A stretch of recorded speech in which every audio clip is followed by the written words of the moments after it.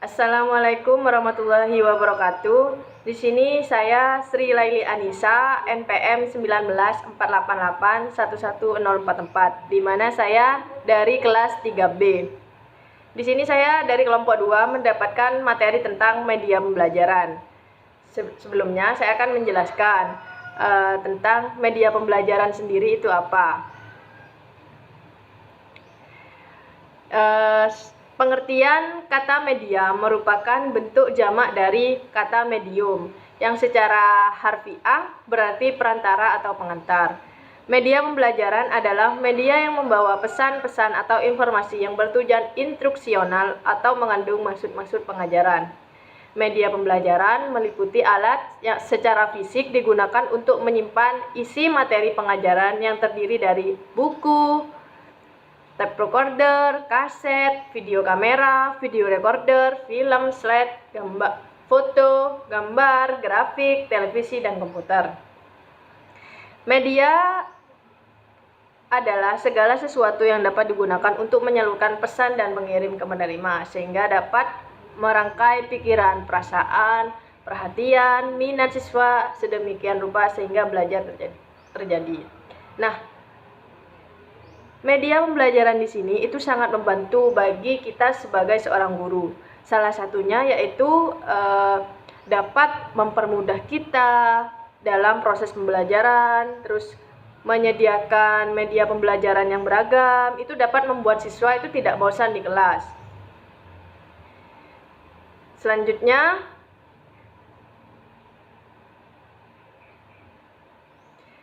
jenis-jenis media pembelajaran. Jenis-jenis media pembelajaran itu sangat beragam. Di antaranya, yang pertama yaitu media visual.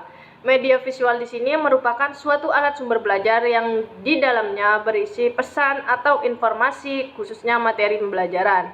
Contohnya di sini seperti gambar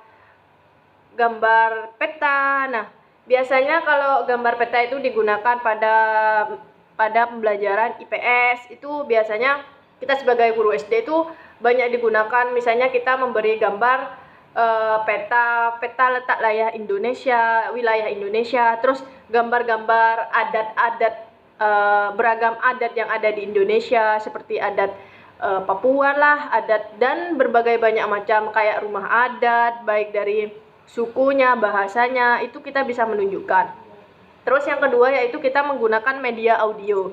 Nah, sumber belajar yang berisikan pesan atau materi pembelajaran yang disajikan secara menarik dan kreatif dan diterapkan dengan menggunakan indera pendengar saja.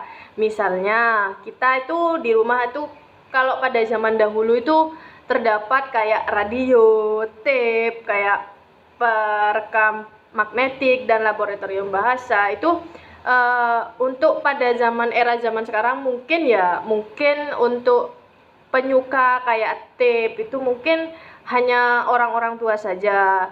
Kalau bagian anak-anak muda mah mungkin lebih suka mendengarkan itu melalui kayak YouTube, kayak ya media-media kayak, kan sekarang radio-radio sekarang kan sudah canggih ya.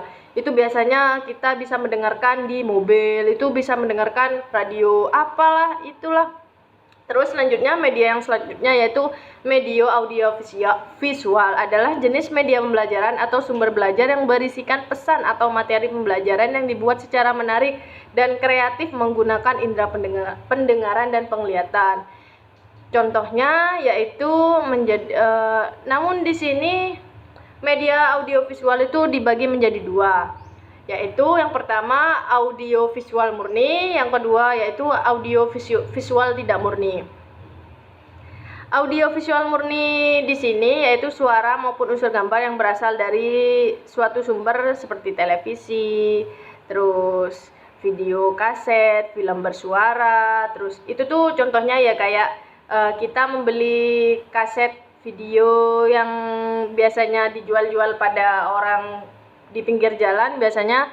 Terus yang kalau audiovisual tidak murni di sini yaitu unsur secara suara dan unsur gambarnya berasal dari sumber yang berbeda seperti film bingkai suara. Jadi seperti itu. Nah, ciri-ciri media selanjutnya saya akan menjelaskan tentang ciri-ciri media pembelajaran. beberapa ciri menurut para ahli. Saya di sini memilih Gerlach dan Ellie pada tahun 1971 yang mengemukakan 3 ciri-ciri media yang merupakan alasan mengapa media itu digunakan. Yang pertama, ciri fiksatif. Ciri ini menggambarkan kemampuan merekam, menyimpulkan, melestarikan, mengkonstruksi suatu peristiwa atau objek. Nah, maksudnya di sini menggambarkan kemampuan merekam. Nah, ciri di sini yaitu mungkin ya, media di sini tuh kayak tadi yang telah disebutkan, kayak radio, kayak itu kan sudah merekam apa yang terjadi pada misalnya menceritakan pada penjajahan pada zaman dahulu. Terus yang kedua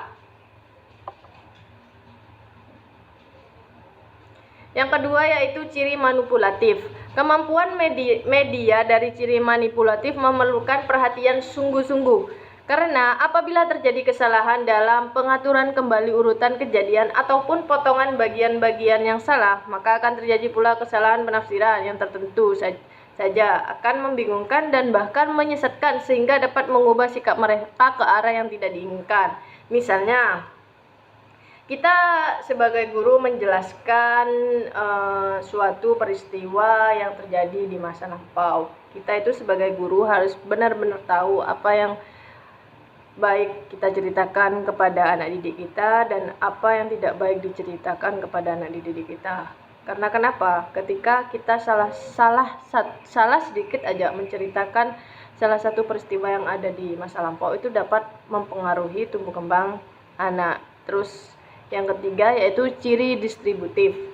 Ciri distributif dari media memungkinkan suatu objek atau kejadian yang ditransformasikan melalui ruang dan secara bersamaan kejadian tersebut disajikan kepada peserta didik dengan stimulasi pengalaman yang relatif sama mengenai kejadian ini. Sekali informasi direkam dalam format media apa saja, itu dapat diproduksi sekalipun dan siap digunakan secara bersamaan di berbagai tempat atau digunakan secara berulang di suatu tempat.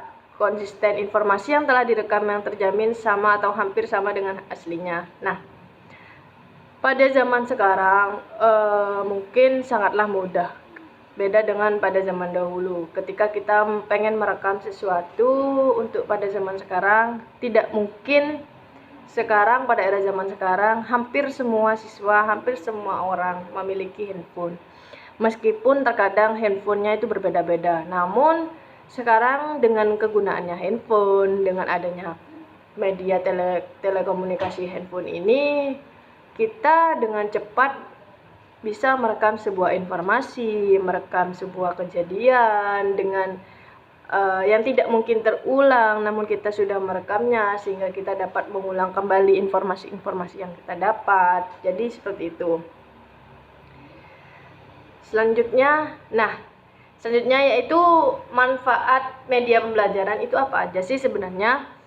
Manfaat media pembelajaran yaitu diantaranya yaitu 1. Menjelaskan materi pembelajaran atau objek yang abstrak atau tidak nyata menjadi konkret. Misalnya kita menggunakan media alat-alat yang ada di dalam tubuh kita. Itu kan kita gak mungkin ya membuka atau membedah tubuh kita sendiri. Jadi kita sebagai guru menggunakan media yang secara tidak langsung dilihat oleh mata, namun kita bisa menggunakan media sehingga anak itu tahu bahwa dalam tubuh kita itu ada indera ini, ada alat ini saja, misalnya jantung, misalnya ginjal, mungkin seperti itu. Terus manfaat yang kedua yaitu memberikan pengalaman nyata dan langsung karena siswa dapat berkomunikasi dan berinteraksi dengan lingkungan tempat belajarnya. Misalnya kita membuat sebuah media pembelajaran dengan menggunakan boneka jari. Boneka jari di sini kita kan bisa bercerita, terus kita sebagai guru bisa mengajak interaksi siswa, bagaimana interaksi siswa itu yang baik. Terus yang ketiga yaitu mempelajari materi pembelajaran secara berulang-ulang. Nah, materi yang sebelumnya kita dipelajarin, kita bisa mengulang kembali sebelum materi yang baru akan dimasukkan. Agar kenapa? Siswa itu dapat mengingat kembali apa materi sebelumnya yang telah dipelajarin. Terus yang keempat, memungkinkan adanya persamaan pendapat dan persepsi yang benar terhadap suatu materi pembelajaran objek. Terus Fungsi materi pembelajaran di sini yaitu menarik perhatian siswa sehingga membangkitkan minat belajar siswa, semangat siswa, terus tidak pada saat proses pembelajaran itu tidak jenuh, terus pada saat proses pembelajaran itu tidak tidak bosan, terus tidak ramai sendiri. Jadi dengan adanya media pembelajaran ini sangatlah membantu bagi kita sebagai guru, apalagi di era zaman sekarang. Terus selain itu, media pembelajaran itu yaitu sangatlah membantu baik dari efisien waktu, terus mempermudah guru juga menyajikan sebuah materi, terus dengan adanya media pembelajaran di sini tuh sangatlah membantu banget bagi kita seorang guru. Namun kita sebagai guru tuh harus memiliki ide-ide yang sangat kreatif. Karena kenapa? Kalau kita sebagai guru itu memiliki ide yang sangat kreatif, saya yakin siswa atau muridnya itu tidak akan merasa bosan di kelas. Terus setelah tadi disampaikan manfaat-manfaat media pembelajaran, selanjutnya saya akan menjelaskan fungsi media pembelajaran. Ada 2 fungsi media pembelajaran yang perlu kita ketahui, yaitu di bawah ini. Media pembelajaran sebagai alat bantu dalam pembelajaran. Nah, media pembelajaran sebagai alat bantu pembelajaran di sini, sebelumnya yang saya telah jelaskan, misalnya kita memiliki suatu materi tentang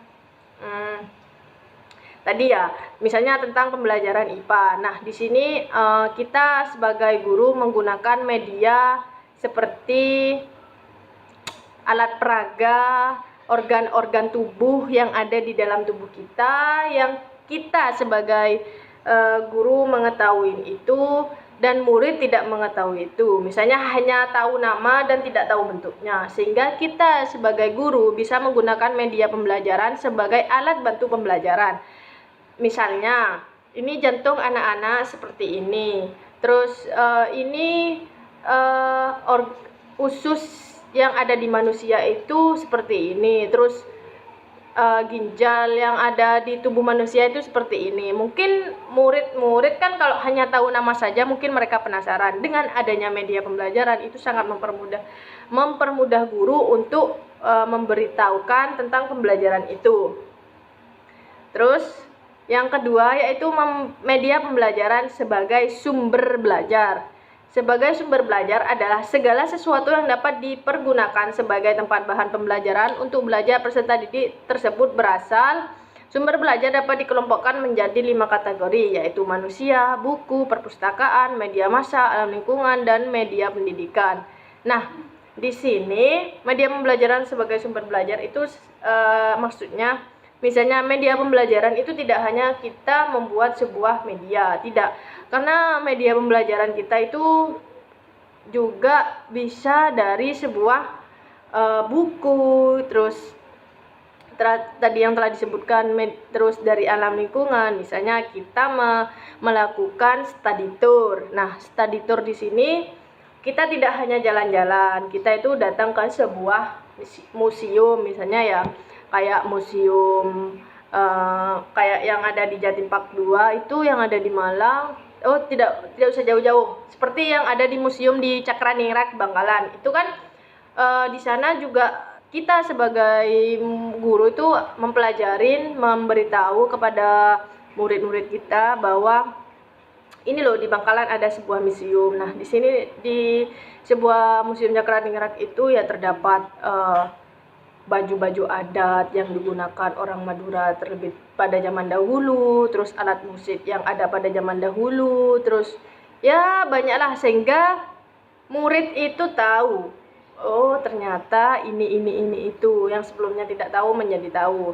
Terus namun di sini media pembelajaran itu memiliki kelebihan dan kekurangan. Nah,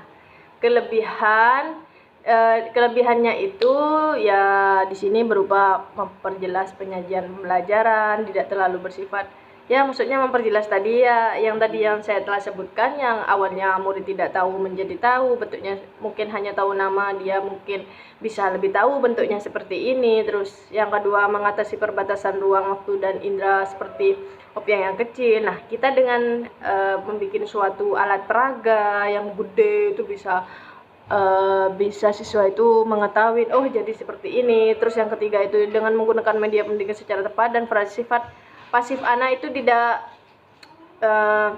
anak itu bahkan dengan adanya media itu akan lebih aktif, misalnya bertanya, loh, oh ibu, bentuknya jantung itu seperti ini ya, oh terus fungsinya jantung itu seperti apa ibu. Nah, dengan adanya media itu dapat mengangkat atau merangsang otak anak agar lebih aktif, jadi seperti itu. Terus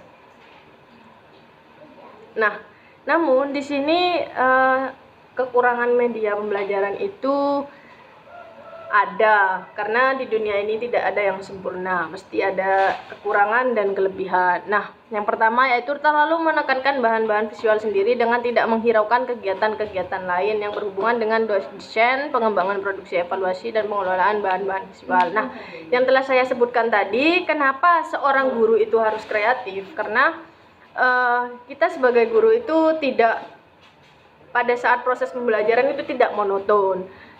Dengan adanya kreatif yang dimiliki seorang guru itu dapat menciptakan ya proses pembelajaran yang menarik dengan menggunakan media, terus melihat bahan-bahan yang ada gitu. Jadi terus yang kedua, dipandang sebagai alat bantu semata bagi guru dalam proses pembelajaran, sehingga keterpaduan antara bahan pelajaran dan alat bantu tersebut diabaikan. Nah, tapi juga ada beberapa guru sih yang kadang hanya iseng-iseng belaka. Kadang ada guru yang malas untuk membuat media pembelajaran, sehingga ya proses pembelajarannya gitu-gitu saja. Misalnya ya menjelaskan, menjawab, bertanya, tidak ada variasinya, sehingga siswa itu bosan, pasif. Terus yang ketiga, terlalu menekankan pada penguasaan materi daripada proses pengembangannya, dan tetap memandang materi audiovisual sebagai alat bantu guru dalam proses pembelajaran. Nah, yang telah saya sebutkan tadi, terkadang ada juga guru yang karep PDW, maksudnya maunya sendiri. Yang penting saya sudah menjelaskan, terus memberikan materi, ya paham tidak paham ya urusan murid. Terkadang ada guru yang keras kepalanya seperti itu. Nah, itu beberapa materi yang saya telah sebutkan tentang media pembelajaran.